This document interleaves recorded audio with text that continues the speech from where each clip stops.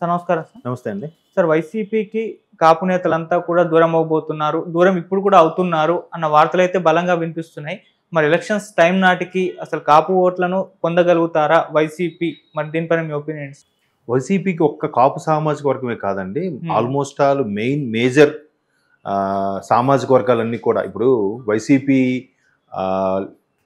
మామూలుగా మంత్రుల లిస్టు తీసుకున్నా, ఎమ్మెల్యే లిస్టు తీసుకున్నా, లేదా నామినేటెడ్ పోస్ట్ లిస్టు తీసుకున్నా, లేదా గవర్నమెంట్ అఫీషియల్స్ సంబంధించిన పోస్టులు తీసుకున్నా అన్నీ కూడా ఇంక్లూడింగ్ ఐఏఎస్ ఐపీఎస్లు కూడా వెనక రెడ్డి సామాజిక వర్గం వాళ్ళు ఎక్కువగా ఉన్నారని మనం గతంలో చాలాసార్లు సోషల్ మీడియాలో బాగా వైరల్ అయింది.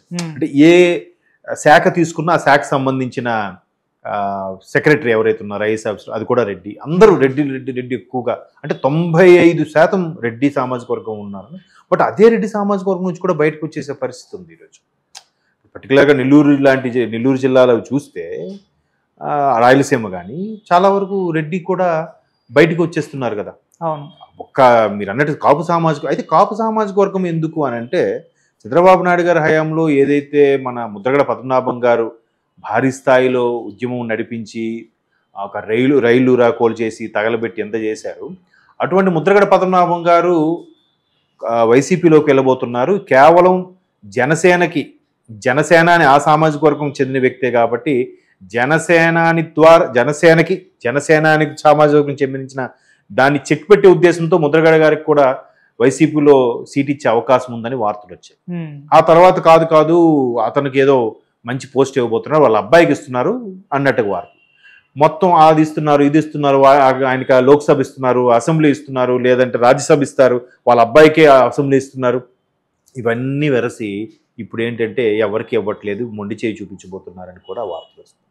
ఈయన మరల వెనక్కి అయితే పవన్ కళ్యాణ్ గారిని కానీ లేదా లోకేష్ గారి ద్వారా కలిసి మరలా టీడీపీలోకి వచ్చే అవకాశం కూడా మంతనాలు జరుపుతున్నట్టు కూడా వార్తలు వచ్చాయి.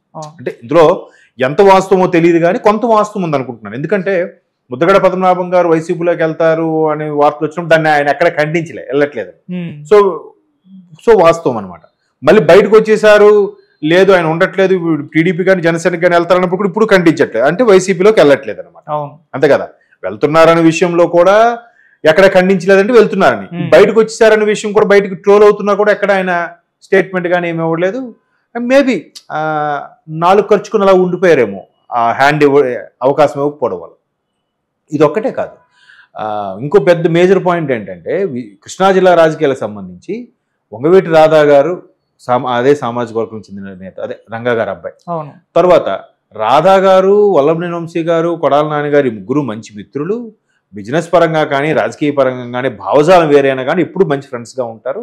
ఆల్రెడీ కొడాల నాని గారి ద్వారా వల్లభనేని వంశీ గారు కూడా ఇప్పుడు వైసీపీలో చేరబోతున్నారు. దాన్ని ఎక్కడ వల్లభనేని వంశీ గారు ఖండించలే, కొన్ని ఇంటర్వ్యూలు కూడా చేశారు. టీడీపీకి కొంచెం యాంటీగా మాట్లాడడం, సో వైసీపీ మొగ్గు చూపుతున్నారు అన్నట్టుగా ఒక క్లారిటీ వచ్చింది.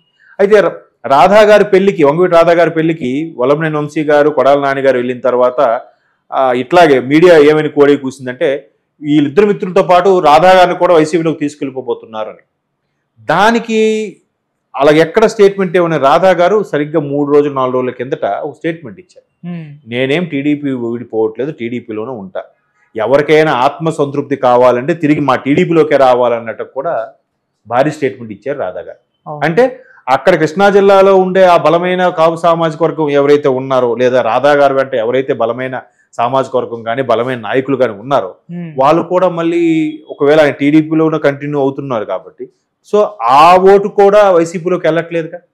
అవును, 2 మేజర్ చెప్పాము రాష్ట్రంలో. అంటే ఈ పర్టికులర్ సామాజిక వర్గం ఉత్తరాంధ్ర, కృష్ణా ఇంతవరకే ఉంటాయి, గోదావరి జిల్లాలో కృష్ణా వరకే, గుంటూరు మళ్ళీ ఇటు కిందకి అంతగా ఉండదు. ఒంగోలు, నెల్లూరు నాకు తెలిసినంత, మేబీ అక్కడ కూడా వలస వెళ్ళి ఉండొచ్చు కాక ఇక్కడ ఎక్కువ ప్రాభం ఉన్నది కృష్ణా నుంచి ఇటు ఉత్తరాంధ్ర, శ్రీకాకుళం వరకు కూడా ఎక్కువ సామాజిక వర్గం అని ఉంటారు. బట్ అందులో కూడా రకాలు ఉన్నాయి. తూర్పు వైపు ఉంటే తూర్పు కాపని, పెద్ద కాపని, మామూలు కాపని, రకరకాలుగా బలిజ అని కూడా కొంతమంది చెప్తుంటారు. సో ఈ సామాజిక వర్గం ఇలా ఇక్కడ బలమైన నాయకులు ఇద్దరు ఇబ్బందివి చెక్ పెట్టారు. అంటే వెళ్ళనట్లు తెలిస్తే అక్కడ కాపు సామాజిక వర్గం వైసీపీకి దూరం అవుతున్నట్టే ఆల్మోస్ట్. ఇంకొక బలమైన నాయకులు ఉత్తరాంధ్ర నాయకుడు బొత్స గారు కూడా అదే సామాజిక వర్గానికి చెందిన నేత. అయితే ఇప్పుడు ఆయనది కూడా ఎందుకు ఇట్లా ఈ సందర్భంలో మాట్లాడుతున్నామంటే ఇప్పుడు ఆయన కుటుంబం నుంచి సుమారుగా 4-5 సీట్లు కేటాయించడం ఉంటుంది ప్రతిసారి కూడా ఆనవాయితీ. ఆయన అలాగే ఆ సామాజిక వర్గం ప్రాభవమో లేదా పరిపాలన talent what ever it maybe ఆయన అలాగే గెలుచుకొస్తున్నాడు. ఆయనది కానీ, ఆయన బ్రదర్ది కానీ, ఆయన మేనల్లుడు కానీ, దూర బంధువు బాబాయో మామయ్య అవుతారు ఆయన కానీ, లేదా భార్య ఝాన్సీ గారు కానీ. సో 4-5 వరకు ఉన్నాయి. సో ఇప్పుడు ఏంటంటే వైసీపీలో ఉన్న మంత్రిగా ఉన్న బొత్స గారికి ఆయనకి ఇవ్వట్లేదు అవకాశం. ఆయన భార్యకి వైజాగ్ నుంచి ఎంపీగా పోటీ చేయించే అవకాశం ఉంది. అలాగే ఆయనకి కాకుండా ఆయన మేనల్లుడికి సీట్ ఇవ్వబోతున్నారని వార్త వచ్చి, అంటే 5-4 కాకుండా 2కే అవకాశం ఉందన్నట్టు. ఒకవేళ అదే నిజమైతే మరి అదే బొత్స గారు కూడా దూరం అవుతారుగా కదా. మరి అక్కడ ఇంకో ఉత్తరాంధ్రలో ఇంకా ఒక పెద్ద దెబ్బ అది. అంటే ఇక్కడ ముద్రగడ పద్మనాభం గారు, తర్వాత వంగవీటి రాధా గారు, మూడో వ్యక్తి బొత్స గారు ఇంకా డౌట్. వీళ్ళిద్దరు ఆల్రెడీ టీడీపీకి ఒకవైపు, అంటే ముద్రగడ పద్మనాభం ఇంకా టీడీపీ జనసేన క్లారిటీ రాలేదు, వంగవీటి రాధా ఆల్రెడీ టీడీపీలో కొనసాగుతున్నారు కదా. ఈ బొత్స గారిది కూడా ఇంకా డైలమాలో ఉంది. ఇటువంటి నేపథ్యంలో మీరు అన్న క్వశ్చన్లోనే ఆన్సర్ ఉంది. సామాజిక వర్గం దూరం అవుతున్నారంటే మేబీ ఇంక ఇవన్నీ అంటే సామాజిక వర్గంగా మన వైపు దగ్గర చూస్తారు కానండి. ప్రజలు అల్టిమేట్గా బయటికి సామాజిక వర్గంగా మాట్లాడి చూసినా కూడా ఎవరు చేశారు, ఎవరు పని చేయలేదు, ఎవరి వల్ల లబ్ధి పొందామో, ఎవరి వల్ల పొందలేదు అనేది వాళ్ళు మేధావులండి, వాళ్ళకి తెలుసు. కాకపోతే మన విశ్లేషణ, మన మీడియా మిత్రులు చేసే సంభాషణలో ఈ సామాజిక వర్గం బలమైంది అందుకే ఆయన గెలిచేశాడు. అదే సామాజిక వర్గం బలమైనప్పుడు పవన్ కళ్యాణ్ గారు గెలవలేదుగా. అదే గాజువాక భీమవరం లాంటి ఏరియాల్లో రాజులు కానీ కాపు సామాజిక వర్గం బలంగా ఉన్న ఏరియా అది. మరి పవన్ కళ్యాణ్ గారు 2 దగ్గరలో ఓడిపోయారుగా.